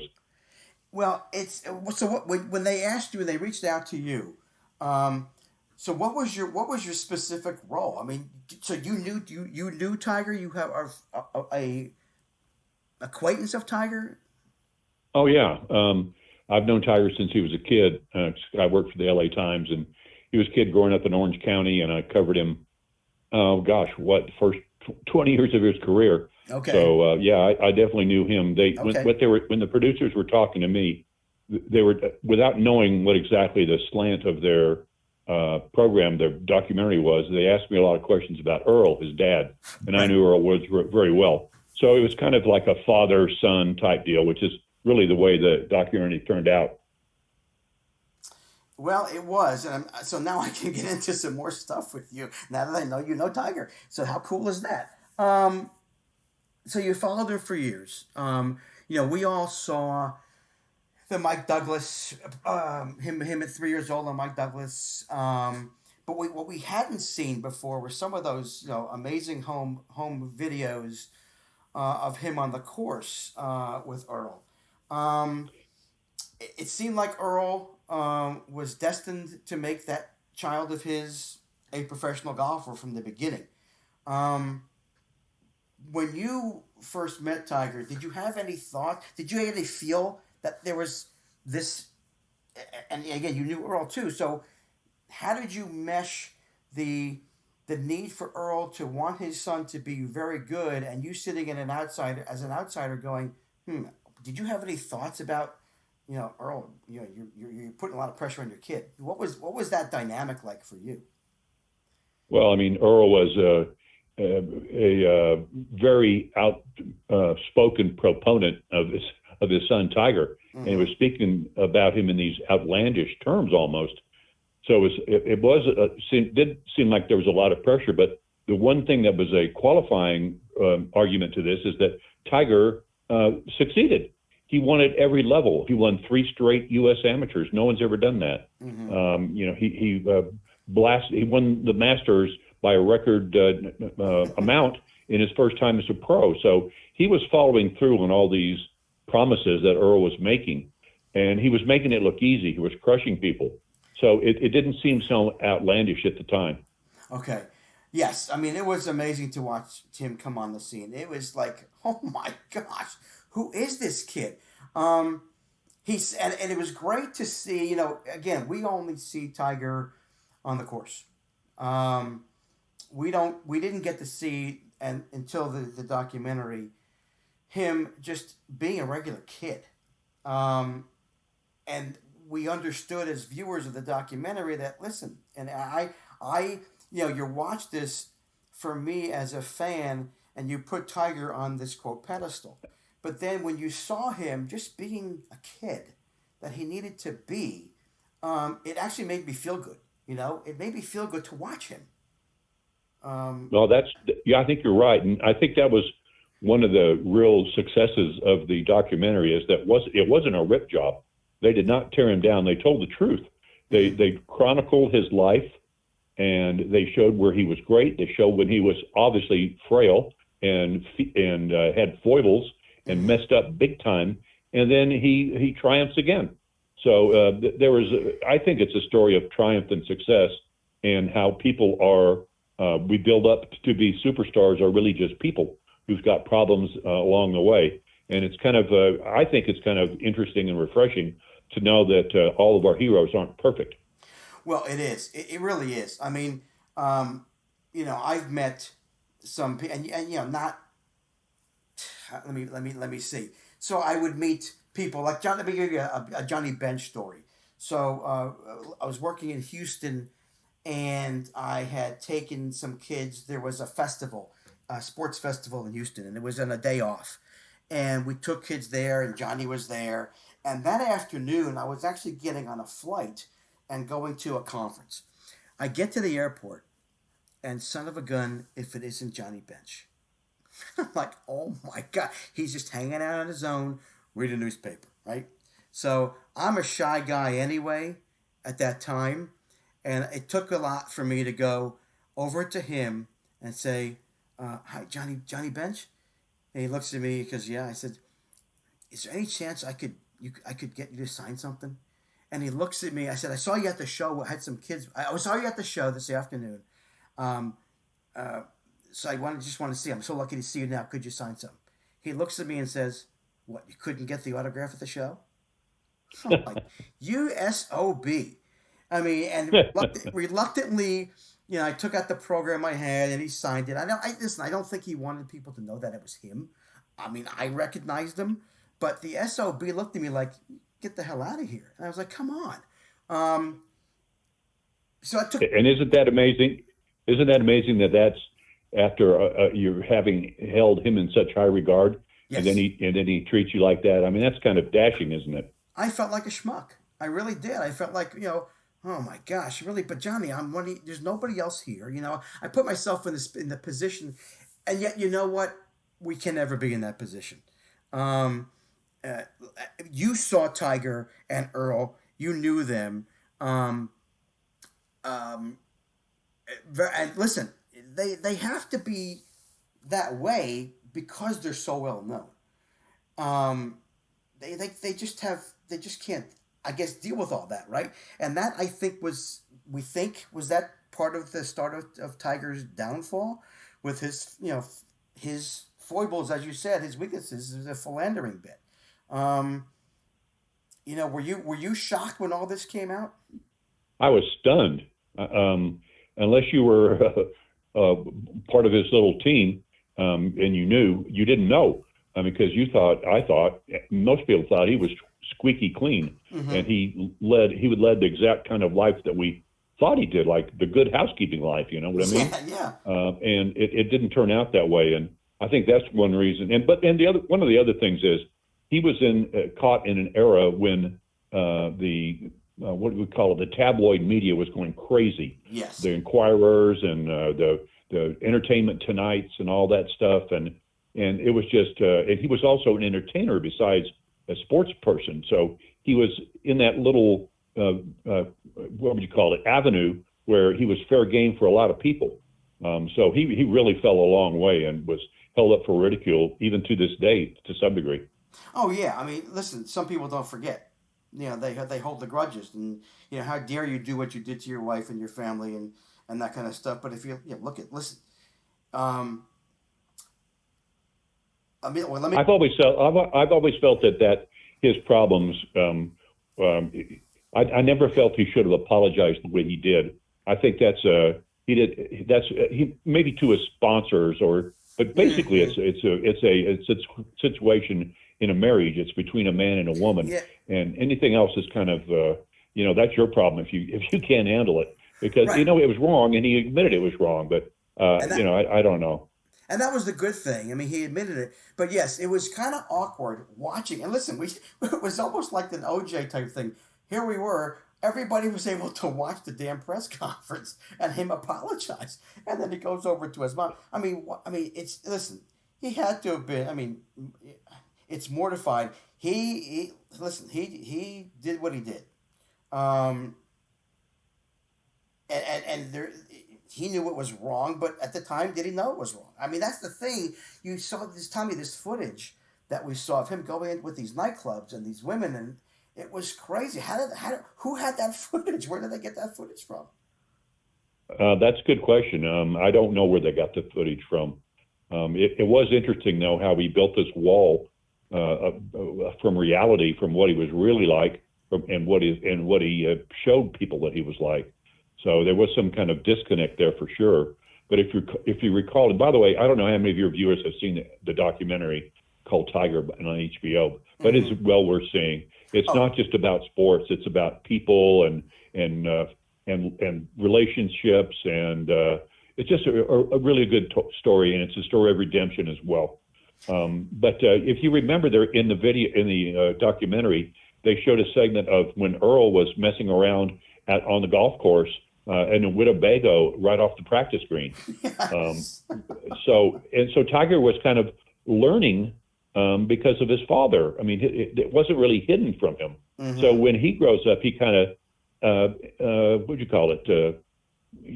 Identifies with him. Right. Yeah, he kind of does the same thing. So that was part of the story too. It was like father, like son. Right. Exactly. I mean, it was intriguing. We just watching and hearing as Tiger was entering the PGA format and winning. You were hearing about the stories of Earl and learning that he wasn't the guy that just sat back. I mean, he pushed his kid, rightly or wrongly. Listen, how many adults, parents at 10-year-old basketball games do the same damn thing, and it drives you nuts. But like you said, do you know, in talking to Tiger, in talking to Earl, and knowing Earl, did he know at age 2, 3 that this kid had the opportunity, the talent? Well, you can't know at age 2, but it seemed like he did, though. He pushed him, but I mean, natural athlete, obviously, and smart. I mean, went to Stanford, but yeah, at that age, I mean, you can. Well, I've taught kids at a young age, at 2 and 3, right? And when you kick a soccer ball and they take off and they kick it with their right foot and they're balanced, okay, this kid's got a little bit of talent. But for golf, are you kidding me? Well, Earl was a frustrated pro. He liked golf, and he decided early on he was going to have this little creation that he would kind of meld and see but Tiger took to it. There's no question about that. He mm-hmm. definitely had some talent that was identifiable at an early age, and he just sucked it up. And he was an agreeable accomplice in this mission. He wanted to be good and play sports and succeed and all that stuff too. There's no question about that. But there was was there a time, I think I remember, and tell me if I'm wrong, that he didn't, I mean, listen, is there always going to be a time when it's like, oh my God, this is too much. I don't know if I want to do this anymore. Wasn't there a time when that occurred? Not really. No? Okay. No. There was a time where he wanted to branch out a little bit when he decided he wanted to go with the Green Berets for a while. But I think that was just wanted to get away from the grind for a little while. But no, Tiger always wanted to be rich, and he wanted to be famous, but he didn't want to pay the price for being famous. He didn't like to be out there in public that much. He was always kind of shy, believe it or not, mm-hmm. and still is. So that part he didn't like. Yeah, and the young lady who's on there, who was his girlfriend in high school. I mean, she was terrific. I mean, she was honest. She definitely cared for him, and I think it sounds like she still does, right? And that she was intimately involved with him, his growth, his success, and then his fall down, and she was a little astonished too, I think.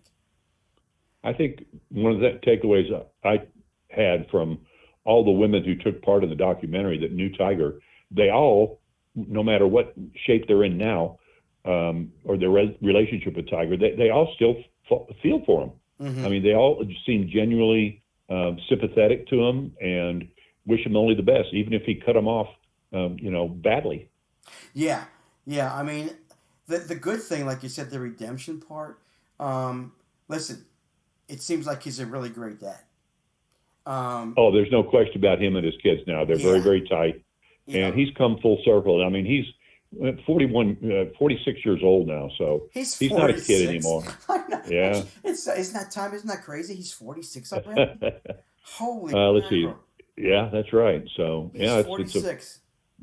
it might be 46 in December, but Okay. it's coming up. He's coming up. So He's not a kid anymore. no, he's definitely not a kid, and he's doing. Listen, again, doing a great job. Watching the father-son tournament. Holy crap, his kid! It's amazing. Yeah, his kid's got some attitude, doesn't he, for 11-year-old? Oh my gosh! But the mannerisms taken over his dad, and it seems like he and Elon are still they communicate. Obviously, have to with the kids, which is great. Listen, he went through a stage, and because he was such a public figure, it caught him. And he did something stupid and did some other not so smart things. But like you said, even though the apology was public and should have kept it, it was awkward to see it in the on TV. He I think he's in a. I mean, listen, we all mature as we get older. He seems to know what he's all about now, and the question is his quest for majors. It's tough, isn't it? It's what do you know what he's thinking now? I mean, he really wants to get that Jack Nicklaus record. I don't think it's going to happen though. It's tough. No, I don't think it's going to happen either. Not at his age, but you never know. He's just hurt too much.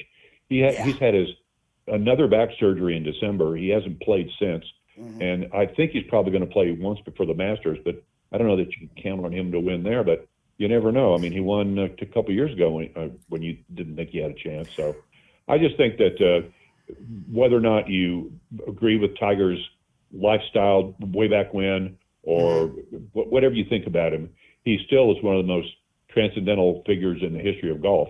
Absolutely. He's won more tournaments than anybody else, won more majors than anybody except Jack, and is just he dominated golf like no other one for a period of years. So it's been a pretty good story. It is. Is he? Do you have any thoughts? Is he gonna, when he turns 50, is he gonna get to the Champions Tour, or is he gonna not want to play with the old guys?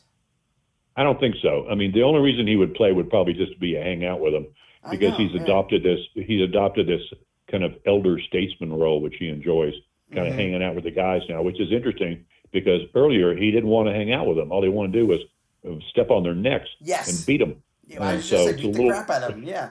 Yeah, they weren't there. He wasn't friendly with them. So now that's changed a little bit, but we'll see how it goes. He's still a work in progress. Yeah, and I didn't know he had the back surgery just this past December, huh? God. Yes, he did. Jeez. I mean, that in the documentary, I was watching the tournament when he did that, and you just felt for him. I was like, oh my God, how is he even going to play? And then having all these back surgeries, and he had another one, and again, we all want to see him back. We all want to see him back playing in the majors. So hopefully, if anybody can, he can. But I think so, and you wonder how it can hold up. But I was at the U.S. Open at Torrey Pines in 2008 when he won the U.S. Open with a broken leg. So he can take pain and he can still play. It's amazing. He is amazing. And what you said, I was asking you when you were coming. When I knew you were coming on, I was thinking about questions for you, and this was again my question about the Champions Tour. My thought is he's not going to want to play on that. If he continues to play, he's going to play on the regular tour because he still wants to win. That's right. That's exactly right. I don't think he needs the money, and I don't know about that. I don't know if he would do that. Doesn't seem like it, but I could be wrong. Yeah, I think he's. I just get the feeling like you said. He doesn't want to play with. He doesn't want to play with the old guys. He wants to be with the guys and beat the crap out of you. He still wants to be able to win. And wouldn't it be cool to have him? Listen, he's got 4 more years before he the Champions Tour. Listen, I know I'm rooting for him to win another major. Jack won it right when he was that old.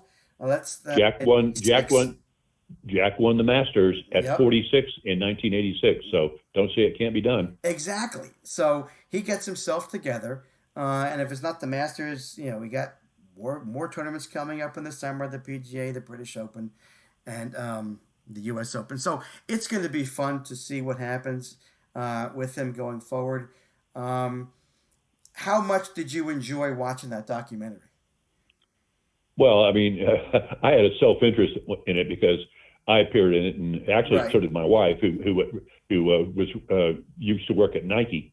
Uh-huh. So my wife Robin Carr was in it as well. But no, I thought it was really good, and it brought back a lot of interesting memories. And sometimes the tournaments all run together, but they did it so well. It wasn't just a bunch of balls dropping in the hole. It actually the video meant something. It was all part of a story, and I think they told it well. They did. They really did. And you were great with, again, with all the snippets that you had in there. I was like, I really would want to get Tommy on if he knows, if he can, because I really wanted to. Again, I've never talked to somebody who's been in a documentary like that, and I wanted to reach out, and I listen. I thank you so much for responding. It's so appreciative. It's just somebody who's so close to the subject matter, and somebody who I really enjoy watching. Do you play golf, Tom? I have played. I'm not playing currently. I had double knee replacement, and so I kind of put the clubs away. My results weren't doing so well, and I got frustrated. So they're in the garage. Okay. Well, you still got time, right? You still got time. I hope so. Yeah. Yeah. Hey, did you say, Mitch, that you used to live in Houston? I did. So did I. When were you there, Tommy? I was there from the mid '70s to the early '80s. So we were there 85 to 95. Okay, I had just left. I left You in the just fall left. of '83 to go to LA to cover the Lakers for the Times. Oh, is that right? Yeah. Yeah. I was there. Yep. I lived. Go ahead. I was going to say I lived in Bel Air. No, you did not.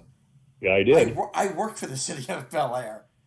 No kidding. I did for 7 years. Oh my gosh. Oh. Yeah, I lived on a little street called Jim West Street. Yeah. Oh, no way. This is crazy. Buster, the gentleman who's working, he used to work in Parks and Rec with me. He's now in the Public Works. He was listening, hopefully. Oh my gosh, Tom, that's crazy. Yeah, I was the athletics and camp director there, 87, 88 through 95. Nice little city of Bel Air, huh? I tell you, I loved it because it's really. I worked at the Post, Houston Post, before it went away, and that was right down the street from there. And we took advantage of all the parks. We did a lot of playground basketball, a lot of tennis. So we really enjoyed Bel Air. Yeah, Bel Air, and oh my, you're blowing me away. You just blew me freaking away. Oh my gosh, that's crazy. Yeah, and I did. Thank God that we're not there now. 17. Oh my God, I just got a text from my buddy who lives there. Yeah. Their power just came on. Oh, and he dressed like he was an Eskimo in his own place. Oh my gosh. Yeah, what's with this rolling blackouts in Texas? They never did that in the summer. Yeah. You would think that they would have enough power there, right? Yeah. Unbelievable. That's crazy. Wow. Yeah. All right, Tom, I like you even more now. I liked you before. Now I love you even more. It's awesome. Thank you much. Thank you much, Mitch. It's good talking to you. Thank you very much, Tom. It's just a pleasure and an honor to talk to you. Enjoy your time out where you are in the Bay Area, correct? That's right. And continue to stay safe, my friend. I will. Thank you. And let's keep in touch sometime, all right? We'll do that. I appreciate that so much. Okay, Mitch. All right. Take care, Tom. Bye. Bye. Well, the things you learn. How about that? Besides Tiger Woods and the amount of information that he knew about Tiger, knew Earl and knew Tiger, city of Bel Air, yes, in Texas, sits within the southwest part of Houston. I was there for 7 years working for the Parks and Recreation Department. So thank you to Tommy Bonk, for enlightening us and giving us some really, really interesting information about the documentary and Tiger. Eric Mutik, talking about the Sixers. Eric can be found at E_Mutik, Muttik. Pete Gorton, and you can find Pete at Pete, Petegorton, on Facebook, on Twitter, and on Facebook. If you look and search the Donaldson Network, you'll find a lot of information about John Donaldson there. And then Zach Buchanan, you can find, I believe, at ZH Buchanan, our Diamondbacks expert, as we reviewed the Arizona Diamondbacks and their upcoming season, which doesn't look promising, but perhaps in the next couple of years, with these young kids coming up, they might be a force to reckon with against the Dodgers and the Padres and perhaps the San Francisco Giants. All right, folks. So let me give you some information about not my show. Let me start over. Let me give you some information about Captain Lou's show coming up, not after me, which he usually has been doing, but he will now be on tomorrow night because he's doing some play-by-play in his area in Michigan, I believe. So Wednesday, on the Wrestling Extravaganza on 12 on Sports and Zingo TV, channel 761. Zingo TV, download it on your smart TV as an app. As you sign in, put in code 12OZ, you'll get to see or listen to us on 12 on Sports Network. See and or listen to us on channel 761. So Zingo TV, channel 761 tomorrow night, 8 to 9:30 Eastern Time. He'll be joined by his tag team partner, the Matt Gamelin, and special guest, the real Pete Tooch, as they talk AEW, WWE, NXT TakeOver, the Road to Mania, and this week in pro wrestling history. It is a wrestling extravaganza with Captain Lou, real Captain Lou, tomorrow on 12 Ounce Sports. That's Wednesday, 8 to 9:30 Eastern Time. So be sure to, if you're a wrestling fan, be sure to tune in to that one. Mike said it first. Mike, hopefully you're on at 10 o'clock tonight. I have to check. Listen to Mike because Mike's got a lot of good information. Mike is the most spirited, from what I can see, the most spirited host at 12 on Sports. He gets into issues.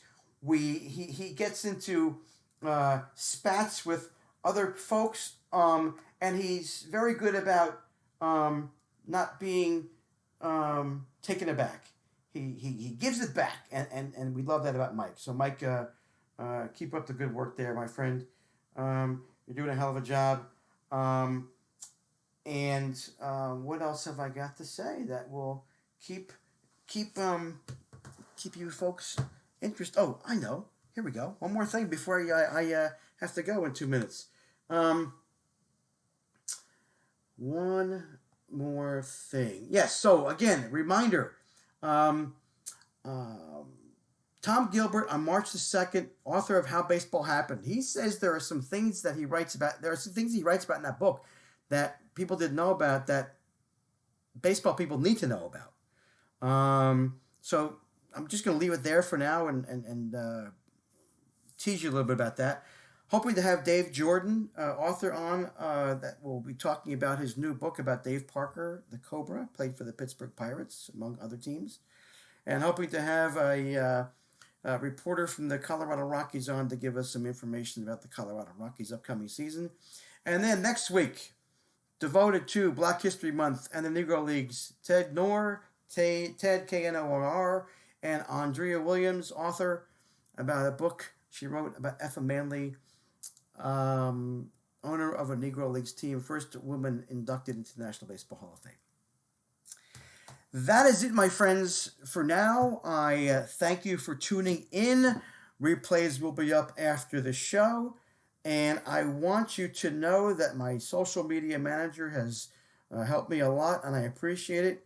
Kelsey, thank you so much for all what you do. Appreciate my daughter Sarah for doing what she does out in California, which is keeping a job, which is great, and enjoying herself out there in the nice weather. And all my family and friends who listen. Really appreciate it. That's it for me. Everybody have a great week. Pitchers and Catchers report tomorrow. More to talk about that. More to talk about MLB next week on The Burn with Mitch on 12 on Sports. Talk to you then. Take care.